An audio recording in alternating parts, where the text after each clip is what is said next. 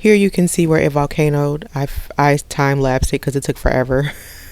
But here we are, a nice volcano. That's one of my favorite parts, you all know. So I'm just going to go and stick blend that down because that's usually what I do. I'm so sorry, this is the most ADHD disjointed voiceover, but whatever, life is happening.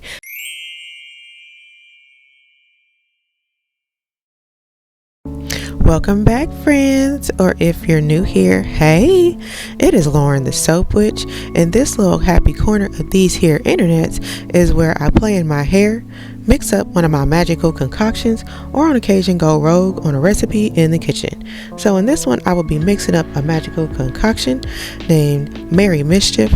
It is a gingerbread scented aloe vera soap, and let's get going. Now I'm going to start off by pouring some of my aloe vera juice. My soaps are either aloe vera juice or beer based. So going in with that first, and then I'm going in with some regular granulated sugar, which helps with the fluidity, as this is fluid hot process or countertop hot process. It also does make the end result a little bit more bubbly. I'm going to go in next with some sodium lactate, which helps to also help with the fluidity, and it does make the end result a little harder. And then I'm going to just stir all of that in, and really I want to make sure it's combined nicely and get the sugar thoroughly combined and dissolved. So I just poured my lye while I was rambling, and now I'm going to pour that into the mixture. Oh my god, everything wants to make noise at one time. I hope you don't hear it. And then I like to give it a nice stir. It starts off cloudy. It will not clear up fully like water because it's not water, but it does get a little less cloudy looking. So that is what I'm looking for, to know that I have finished stirring to my satisfaction and got all of the lye nicely dissolved. You always want to make sure you pour the lye into the liquid, never the other way around. You might get a tiny explosion. Alright, so now I'm going to add that solution into my heated oils. The oils, I like them to be somewhere around 200 degrees, and the lye no less than 180. I actually think these were both a little lower than I wanted before I started stick blending. I know the oils were not quite at 200, and it took longer to get everything to where I wanted it to be. Let me put it that way. I feel like it takes longer to get it all blended, and why are words escaping me today? It's not nice. I think it takes longer for it to finish to cook when I combine these at a lower temperature. So I try to be a little bit more mindful of that as I go. Anywho, so we are going to stick blend this pretty much all the way through. You see we've gotten to a nice little trace there. Trace is kind of like a pudding-ish consistency, I guess a thinner pudding, though it does start to thicken as you go. And before I would stop at trace, put the top on and wait for volcanoes. If you do a cold process soap, you stop at trace, add your colorants, pour, and you're done. But we're going to stick blend through all of that. You're going to see it continuously get thicker, and I can just tell here as I'm looking at this, I remember it now that I'm thinking about it, that I sort of regretted that my oils weren't quite hot enough, because it was taking longer for everything to like move past through the different phases. This just became incredibly thick right here. A very thick trace. And I just kept stick blending though, because I thought it would work out, and it did. But you can see it's still extremely thick, but it is starting to look like it's kind of wanting to shift and change the consistency here. It starts to look less smooth. You start to see some separation wanting to happen. That's good. You want that. It is moving on to the next phase. It's kind of like the applesauce phase. Yeah, that the soapers talk about applesauce. They must have been hungry when they were naming the phases. Anyway, the applesauce phase is here. I took out the stick blender to see if it was going to volcano. It didn't, so I put the stick blender back in there and continued on. I just kind of realized that it's becoming done as if it starts to get thicker when I take out the stick blender, or if it starts to volcano when I take it out. So it's like one of the volcano here. You can kind of see it. One more noise happened. things are just happening. I'm trying to do a voiceover. Oh my God, sorry, distracting, ADHD. So here you can see where it volcanoed. I time lapsed it because it took forever. But here we are, a nice volcano. That's one of my favorite parts, you all know. So I'm just going to go and blend that down, because that's usually what I do. I'm so sorry, this is the most ADHD disjointed voiceover, but whatever, life is happening. That's looking pretty mashed potato-y here, which lets us know that we're getting close to done.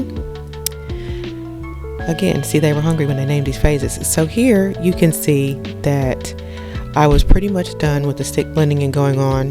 When I can't get the volcano to kind of stop while I'm stick blending, I know I'm pretty much finished using the stick blender, and I'm just going to whisk it or stir it. So as I'm whisking, you can see this is looking very Vaseline-like in the color, consistency, and texture. You're done.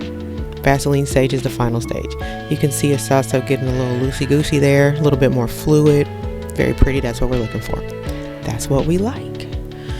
So once I'm done stirring this, because I really like stirring, I don't know why, it's my favorite part, I'm going to measure out my full fat Greek yogurt. You don't have to use full fat or Greek, but make it plain, okay? And then I'm going to add it to my done soap, and I'm going to take my whisk and combine it nicely and thoroughly. And then once I get it all combined, that's when I typically like to start adding my fragrances and putting my colorants together, just to give it some time to like fully marinate in there and do its thing. But you can kind of see it's already doing its thing. It will get more fluid as I stir it in and as I let it sit. Okay, so stop stirring, woman. I also do use my whisk to kind of clean up, or try to clean up the sides of the pot as I go. Anywho, there we go. There's the lovely gingerbread fragrance. It did smell delicious. It does. Not past tense. But I mean, while I was doing it, I thought that. Okay, sorry, carrying on. So I measured that out. Then I'm measuring out my colorants. This brown is Sexy Stranger on a Train by Mad Micas. This is Maniacal P. Also, Mad Micas. I don't know if you can tell, I'm a big fan of Mad Micas. Their colors are vibrant and beautiful in everything I've ever used them in. This one is Pumpkinhead by Mad Micas. Finally looked up what the orange is called. Okay. I'm going to unceremoniously dump the fragrance in there and give it a nice stir. And I give it at least a minute of stirring, if not more, because I have just found that if I don't really make sure I thoroughly mix that in, when I go to pour my soap or separate it to color it, I will have loose fragrance oil in the bottom, which really upsets me. I know, something so small to get upset about, but I want to make sure the fragrance is thoroughly incorporated in every bit of the soap. It's just me being a little OCD, I guess. I don't know. That's what I'm doing though. Anywho, so I'm going to pour this into the different containers, weigh out the different amounts. So I have specific amounts in each cups for the amount of color that I want to use. And then once I do that, I go in and toss the colorants in there and stir them up. I don't get too aggressive with the stirring, but I do have to give it a little bit more elbow grease because it is hot processed and not cold processed. It's still a little firmer, not as fluid as cold processed. So you just want to make sure you give it a nice thorough stir so you don't have uncolored bits of soap is what I meant. Okay, in your final product, because it's not cute, nobody likes it, I wouldn't like it. So now I'm going to pour it all into my loaf mold, and I like to make sure that I swish it around in the bottom, give it a good shake, and hit it against the table maybe. And that's just because I want the whole bottom to be covered with the initial color. And then I just go in typically in like very contrasting colors. So I usually do like a light dark, or just very opposite colors, because I feel like in the final results they show up against each other better when I do it that way. It could all be in my mind, I don't know. But that's what I think anyway. So in between pours, I tend to give it a nice bang on the table to just make sure everything is forming a cohesive type bond or whatever in the mold. Some people have said that their soap didn't quite bond together or gel together, whatever, and they kind of had some separation between colors. So I just want to avoid that. So I'm taking my actual hanger to do the hanger swirl.